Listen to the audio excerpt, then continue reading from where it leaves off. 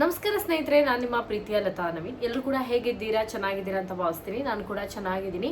ನೀವೆಲ್ಲರೂ ಕೂಡ ಚೆನ್ನಾಗಿದ್ದೀರಾ ಅಂತ ಭಾವಿಸ್ತಾ ಇವತ್ತಿನ ಈ ಒಂದು ವಿಡಿಯೋನ ಪ್ರಾರಂಭ ಮಾಡ್ತಾ ಇದ್ದೀನಿ. ವಿಡಿಯೋನ ಪ್ರಾರಂಭ ಮಾಡೋಕ್ಕಿಂತ ಮುಂಚೆ ಫಸ್ಟ್ ಟೈಮ್ ನನ್ನ ಚಾನಲ್ ನೋಡ್ತಾ ಇದ್ರೆ ತಪ್ಪದೆ ಹೋಗಿ ಸಬ್ಸ್ಕ್ರೈಬ್ ಮಾಡ್ಕೊಳ್ಳಿ. ವಿಡಿಯೋ ಇಷ್ಟ ಆದರೆ ಲೈಕ್ ಮಾಡಿ, ಶೇರ್ ಮಾಡಿ, ಹಾಗೆ ನಿಮ್ಮ ಫ್ರೆಂಡ್ಸ್ ಆ್ಯಂಡ್ ಫ್ಯಾಮಿಲಿ ಜೊತೆಗೆ ಈ ಒಂದು ವಿಡಿಯೋನ ಹಂಚ್ಕೊಳ್ಳಿ ಅಂತ ಹೇಳ್ತಾ, ಇದು ಬಹಳ ಮುಖ್ಯವಾದ ಮಾಹಿತಿ. ಗೃಹಲಕ್ಷ್ಮಿ ಯೋಜನೆಯ 2,000 ಹಣವನ್ನು ಪಡಿತಾ ಇರುವಂತಹ ಪ್ರತಿಯೊಬ್ಬರು ಕೂಡ ಈ ವಿಡಿಯೋನ ಎಲ್ಲೂ ಕೂಡ ಸ್ಕಿಪ್ ಮಾಡದೆ ಕೊನೆವರೆಗೂ ನೋಡಿ. ನೀವು ಇನ್ಮುಂದೆ ಗೃಹಲಕ್ಷ್ಮಿ ಯೋಜನೆಯ 2,000 ಹಣವನ್ನು ಪಡಿಬೇಕು ಅಂದರೆ ಮತ್ತೆ ಹೊಸದಾಗಿ ಅರ್ಜಿಯನ್ನು ಹಾಕಬೇಕು. ಏನೇನು ದಾಖಲಾತಿಗಳನ್ನು ತಗೊಂಡು ಹೋಗಬೇಕು, ಎಲ್ಲಿ ಹೋಗಿ ಅರ್ಜಿಯನ್ನು ಹಾಕಬೇಕು, ಯಾವ ದಿನಾಂಕದಂದು ನೀವು ಅರ್ಜಿಯನ್ನು ಹಾಕಬೇಕು ಅನ್ನೋದ್ರ ಬಗ್ಗೆ ಸಂಕ್ಷಿಪ್ತವಾಗಿ ಹೇಳ್ತೀನಿ. ವಿಡಿಯೋನ ಎಲ್ಲೂ ಕೂಡ ಸ್ಕಿಪ್ ಮಾಡದೆ ಕೊನೆವರೆಗೂ ನೋಡಿ.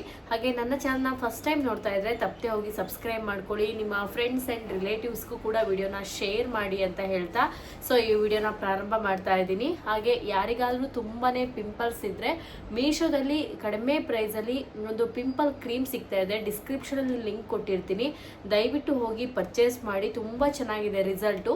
ಹಾಗೆ ನನ್ನ ಇನ್ಸ್ಟಾಗ್ರಾಮ್ ಪೇಜನ್ನು ಲಿಂಕನ್ನು ಕೂಡ ಕೊಟ್ಟಿರ್ತೀನಿ ಡಿಸ್ಕ್ರಿಪ್ಷನಲ್ಲಿ, ದಯವಿಟ್ಟು ಹೋಗಿ ನನ್ನ ಪೇಜನ್ನು ಫಾಲೋ ಮಾಡಿ ಅಂತ ಹೇಳ್ತಾ ಇವತ್ತಿನ ಈ ಒಂದು ವಿಡಿಯೋನ ಪ್ರಾರಂಭ ಮಾಡೋಣ ಬನ್ನಿ. ಮೊದಲನೇದಾಗಿ ಹೇಳಬೇಕು ಅಂದರೆ ಗೃಹಲಕ್ಷ್ಮಿ ಯೋಜನೆ ಬಹಳ ದೊಡ್ಡ ಯೋಜನೆ. ಈ ಯೋಜನೆ ಅಡಿಯಲ್ಲಿ ಕೋಟ್ಯಾಂತರ ಜನ ಮಹಿಳೆಯರು 2,000 ಹಣವನ್ನು ಪ್ರತಿ ತಿಂಗಳು ಪಡ್ಕೊತಾ ಇದ್ದಾರೆ. ಸೊ ಈಗಾಗಲೇ ನಿಮ್ಮೆಲ್ಲರಿಗೂ ಕೂಡ ಗೊತ್ತಿದೆ, 2 ವರ್ಷಗಳ ಮೇಲ್ಪಟ್ಟು ಕೂಡ ಗೃಹಲಕ್ಷ್ಮಿ ಯೋಜನೆ ಹಣ ಪ್ರತಿ ತಿಂಗಳು 2,000 ರೂಪಾಯಿ ಹಣ ಬರ್ತಾ ಇತ್ತು. ಈ ಮುಖ್ಯಮಂತ್ರಿಗಳು ಈ ಹಿಂದೆ ಇದ್ದಂತಹ ಸಿದ್ದರಾಮಯ್ಯ ಸರ್ ಅವರು ಹಣವನ್ನು ಕೊಡ್ತಾ ಇದ್ರು. ಈಗ ಹೊಸದಾಗಿ DK ಶಿವಕುಮಾರ್ ಸರ್ ಅವರು ಪ್ರಮಾಣ ವಚನವನ್ನು ಸ್ವೀಕಾರ ಮಾಡಿದ ಮೇಲೆ ಯಾರಿಗೂ ಕೂಡ ಗೃಹಲಕ್ಷ್ಮಿ ಯೋಜನೆ ಹಣ ಬಂದಿಲ್ಲ. ಕಾರಣ ಇಷ್ಟೇ. ಯಾವ ಕಾರಣ ಅನ್ನೋದು ನಿಮ್ಮೆಲ್ಲರಿಗೂ ಕೂಡ ಗೊತ್ತಿದೆ. ತುಂಬ ಜನ IT ರಿಟರ್ನ್ ಫೈಲ್ ಮಾಡ್ತಾ ಇದ್ದವರು ಅಥವಾ ತುಂಬ ಜನ ವಯಸ್ಸಾಗಿ ಎಕ್ಸ್ಪೈರ್ ಆಗಿದ್ದಾರೆ. ಸೊ ಅಂಥವರಿಗೂ ಕೂಡ ಗೃಹಲಕ್ಷ್ಮಿ ಯೋಜನೆ ಹಣ ಬರ್ತಾ ಇದೆ. ಈ ಒಂದು ಕಾರಣದಿಂದ ಗೃಹಲಕ್ಷ್ಮಿ ಯೋಜನೆ ಹಣವನ್ನು ಪಡಿಬೇಕು ಅಂದರೆ ಮತ್ತೊಮ್ಮೆ ಅರ್ಜಿಯನ್ನು ಹಾಕಬೇಕು. ಮತ್ತೊಮ್ಮೆ ಅವರು ಅರ್ಜಿಯನ್ನು ಹಾಕಿ ಅದು ಸಕ್ಸಸ್ಫುಲ್ ಆದರೆ ಮಾತ್ರ ಹಣ ಬರುತ್ತೆ ಅಂತ ಹೇಳಿ ಈಗ ನಿಮ್ಮೆಲ್ಲರಿಗೂ ಕೂಡ ಗೊತ್ತಿದೆ. DK ಶಿವಕುಮಾರ್ ಸರ್ ಅವರು ಒಂದು ಅನೌನ್ಸ್ಮೆಂಟನ್ನು ಮಾಡಿದ್ದಾರೆ. ಇದೊಂದೇ ಅಲ್ಲ, ಗೃಹ ಜ್ಯೋತಿ ಯೋಜನೆಗೂ ಕೂಡ ಅರ್ಜಿಯನ್ನು ಹಾಕಬೇಕು.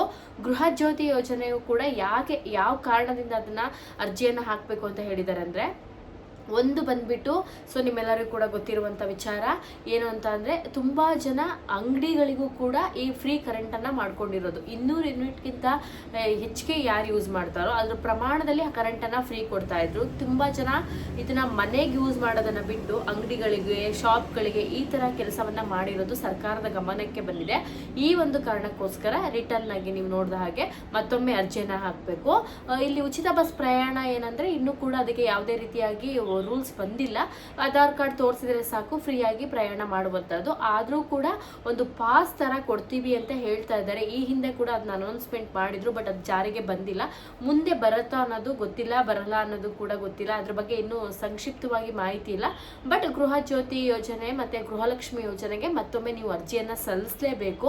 ಉಚಿತ ಬಸ್ ಪ್ರಯಾಣ ಏನಿದೆ ಆಧಾರ್ ಕಾರ್ಡ್ ತೋರಿಸ್ಬಿಟ್ಟು ಹೋಗುವಂಥದ್ದು. ತುಂಬ ಜನ ಏನು ಮಾಡ್ತೀರಾ ಅಂದರೆ, ಸೊ ಮೊಬೈಲ್ನಲ್ಲೇ ತೋರಿಸ್ಬಿಡುವಂಥದ್ದು. ಆಗ ಕಂಡಕ್ಟರ್ ಕೆಲವೊಂದು ಸರಿ ಹೇಳ್ತಾರೆ, ನೀವು ಜೆರಾಕ್ಸ್ ತನ್ನಿ ಇಲ್ಲ ಒರಿಜಿನಲ್ ತನ್ನಿ ಅಂತ.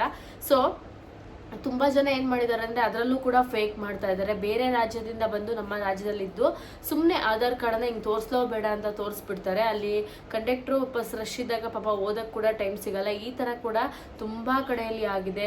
ಕೆಲವರು ನಮ್ಮ ಹತ್ರ ಏನು ಆಧಾರ್ ಕಾರ್ಡ್ ಇರುತ್ತೆ, ಸುಮ್ಮನೆ ಫ್ರೀ ಟಿಕೆಟ್ ಅಂತ ಹೇಳಿಬಿಟ್ರೆ ಆಯಿತು ಅಂತ ಹೇಳ್ಬಿಟ್ಟು ತುಂಬ ಜನ ಇರ್ತಾರೆ.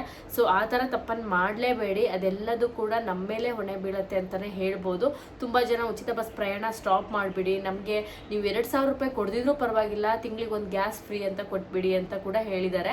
ಸೊ ಇದ್ರ ಬಗ್ಗೆ ಎಲ್ಲ ಚರ್ಚಿಸ್ತಾ ಹೋಗೋಣ. ನಿಮ್ಮ ಅಭಿಪ್ರಾಯ ಯಾವ್ದು ಕೊಟ್ಟರೆ ಒಳ್ಳೇದು ಅನ್ನೋದೊಂದು ಕಮೆಂಟ್ ಮಾಡಿ ಅಂತ ಹೇಳ್ತಾ, ಸೊ ಈಗ ಗೃಹಲಕ್ಷ್ಮಿ ಯೋಜನೆ ವಿಚಾರಕ್ಕೆ ಬರೋಣ. ಗೃಹಲಕ್ಷ್ಮಿ ಯೋಜನೆಯಲ್ಲಿ ಹೊಸದಾಗಿ ಅರ್ಜಿ ಹಾಕೋದಂತೂ 100% ನಿಜ. ಬೇಕಾಗುವಂಥ ದಾಖಲಾತಿಗಳು ನಿಮ್ಮ ಆಧಾರ್ ಕಾರ್ಡ್ ಜೊತೆಗೆ ನೀವು ನೆಕ್ಸ್ಟ್ ಟೈಮ್ ತೊಗೊಂಡು ಹೋಗಿದ್ರಲ್ಲ ಆಧಾರ್ ಕಾರ್ಡ್ ಒಂದಿದ್ದು, ನೆಕ್ಸ್ಟ್ ನಿಮ್ಮ ವೋಟರ್ ID ಬೇಡ, ನಿಮ್ಮ ರೇಷನ್ ಕಾರ್ಡ್ಗೆ KYC ಆಗಿರಬೇಕು. ಈಗಾಗಲೇ ನೀವು KYC ಮಾಡಿಸಿದ್ರೆ ಅಂದರೆ ನಿಮ್ಗೆ ಹಣ ಬಂದಿರುತ್ತೆ. ಈಗಾಗಲೇ ಹಣ ಯಾರ್ಯಾರಿಗೆ ಬರ್ತಾ ಇರುತ್ತೋ ಅದೆಲ್ಲದೂ ಕೂಡ ಬರುತ್ತೆ.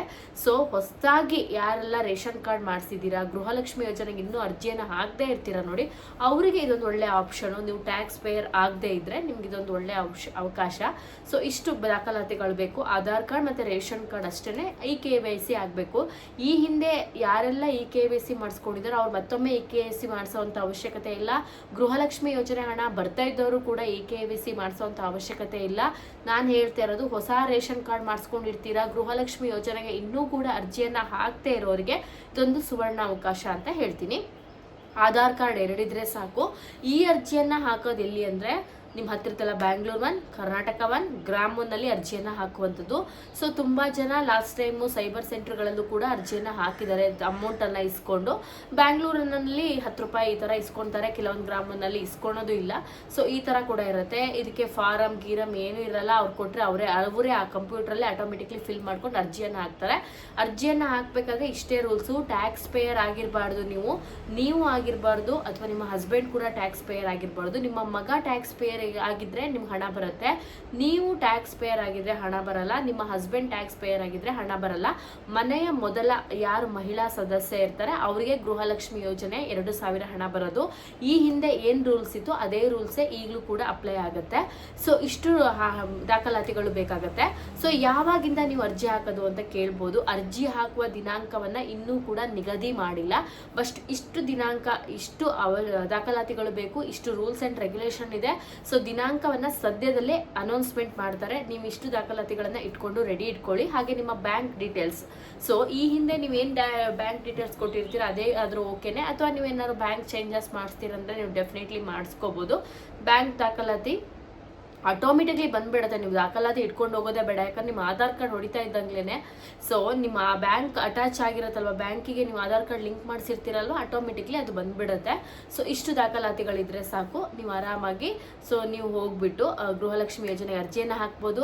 ಜೊತೆಗೆ ನಿಮಗೆ ಪ್ರತಿ ತಿಂಗಳು 2,000 ರೂಪಾಯಿ ಬರುತ್ತೆ. ಈ ಹಿಂದೆ ಯಾರೆಲ್ಲ ಸುಳ್ಳು ಹೇಳಿ ಅರ್ಜಿಯನ್ನು ಹಾಕಿದ್ರಿ ನಿಮ್ಮೆಲ್ಲ ದಾಖಲಾತಿಗಳು ಕ್ಯಾನ್ಸಲ್ ಆಗುತ್ತೆ. ನಿಮಗೆ ಗೃಹಲಕ್ಷ್ಮಿ ಯೋಜನೆ ಹಣ ಬರೋದಿಲ್ಲ ಅಂತ ನಾನು ಹೇಳ್ತೀನಿ. ಇಷ್ಟು ಬಹಳ ಮುಖ್ಯವಾದ ಯೋಜನೆ. ಸೊ ಹಾಗೆ ಇನ್ನು ಗೃಹ ಜ್ಯೋತಿ ಯೋಜನೆ ಬಗ್ಗೆ ಹೋಗೋದಾದ್ರೆ, ಗೃಹ ಜ್ಯೋತಿ ಯೋಜನೆ ಅಷ್ಟು ಕೂಡ ನೀವು ಮನೆ ನಿಮ್ಮ ಏನು ಮೀಟರ್ ಬೋರ್ಡರ್ ನಂಬರ್ ಬೇಕು, ಹಳೆ ಬಿಲ್ ತಗೊಂಡು ಹೋಗ್ಬೇಕು, ನಿಮ್ದು ಯಾವುದು ಕಮರ್ಷಿಯಲ್ ಏನು ಅಂತ ಚೆಕ್ ಮಾಡ್ತಾರೆ. ಅದ ನಂತರನೇ ನೀವು ಬಿಲ್ಲನ್ನು ಗೃಹ ಜ್ಯೋತಿ ಯೋಜನೆಯು ಕೂಡ ಅದು ಅಪ್ಲೈ ಆಗುವಂಥದ್ದು. ತುಂಬ ರೂಲ್ಸ್ ಆ್ಯಂಡ್ ರೆಗ್ಯುಲೇಷನ್ ತರ್ತಾ ಇದ್ದಾರೆ. ಇದು ಒಳ್ಳೇದೇ ಅಂತ ಹೇಳ್ತೀನಿ. ಯಾಕೆಂದರೆ ತುಂಬ ಜನಕ್ಕೆ ಅವಶ್ಯಕತೆ ಇರೋರಿಗೆ ಈ ಫ್ರೀ ಇರ್ಬೋದು, ಪ್ರತಿಯೊಂದು ವಸ್ತುಗಳು ಸಿಗಬೇಕು. ಯಾಕಂದರೆ ತುಂಬ ಜನ ನಾವು ವೋಟ್ ಹಾಕಿಲ್ವಾ ಅಂತ ಕೂಡ ಕೇಳ್ಬೋದು. ಬಟ್ ರೂಲ್ಸ್ ಆ್ಯಂಡ್ ರೆಗ್ಯುಲೇಷನ್ ಇರುತ್ತಲ್ವ, ಅದನ್ನು ನಾವು ಮಾಡಿಬಿಟ್ಟು ಹೋಗೋಕ್ಕಾಗಲ್ಲ. ಸೊ ಇದಿಷ್ಟು ಬಹಳ ಮುಖ್ಯವಾದ ವಿಡಿಯೋ. ದಯವಿಟ್ಟು ಈ ವಿಡಿಯೋನ ಪ್ರತಿಯೊಬ್ಬರಿಗೂ ಶೇರ್ ಮಾಡಿ. ಸೊ ಈ ಹಿಂದೆ ಬಿಡುಗಡೆ ಲೇಟಾಗಿ ಪೆಂಡಿಂಗ್ ಇರುವಂಥ ಹಣ ಮಾತ್ರ ಗೃಹಲಕ್ಷ್ಮಿ ಯೋಜನೆ ಹಣ ಬಿಡುಗಡೆ ಆಗಿದೆ. ಸೊ ಅದಕ್ಕೂ ಈಗ ಹೊಸದಾಗಿ ಇನ್ನೂ ಬಿಡುಗಡೆ ಆಗಿಲ್ಲ. ಸದ್ಯದಕ್ಕೆ ಅದು ಬಿಡುಗಡೆ ಯಾವಾಗ ಆಗತ್ತೆ ಅನ್ನೋದು ಕೂಡ ಗೊತ್ತಿಲ್ಲ. ನೆಕ್ಸ್ಟ್ ಮಂತ್ ಅಂತ ಹೇಳ್ತಾ ಇದ್ದಾರೆ, ಕೆಲವರು ಈ ಮಂತೆ ಅಂತ ಹೇಳ್ತಿದ್ದಾರೆ. ಇಲ್ಲ ಗೃಹಲಕ್ಷ್ಮಿ ಯೋಜನೆಗೆ ಅರ್ಜಿಯನ್ನು ಹಾಕ್ಸ್ಬಿಟ್ಟು ಬಿಡುಗಡೆ ಮಾಡೋಣ ಅಂತ ಕೂಡ ಹೇಳ್ತಾ ಇದ್ದಾರೆ. ಬಟ್ ಇನ್ನೂ ಗೊಂದಲ ಇದೆ. ಇದೇ ಒಂದು ಸಮಾಚಾರದ ಮಧ್ಯದಲ್ಲಿ ಇನ್ನೂ ಅದ್ರ ಬಗ್ಗೆ ಗಮನನೇ ಕೊಡ್ತಾ ಇಲ್ಲ ಅಂತಾನೆ ಹೇಳ್ಬೋದು. ಸೊ ಇವತ್ತಿನ ಈ ವಿಡಿಯೋ ಇಷ್ಟ ಆಗಿದ್ರೆ ದಯವಿಟ್ಟು ಲೈಕ್ ಮಾಡಿ, ವಿಡಿಯೋನ ಶೇರ್ ಮಾಡಿ. ನೆಕ್ಸ್ಟ್ ವಿಡಿಯೋದಲ್ಲಿ ಮತ್ತೊಮ್ಮೆ ಸಿಗೋಣ. ನಿಮ್ಮೆಲ್ಲರೂ ಕೂಡ ಧನ್ಯವಾದಗಳು. ನಮಸ್ಕಾರ. Thank you.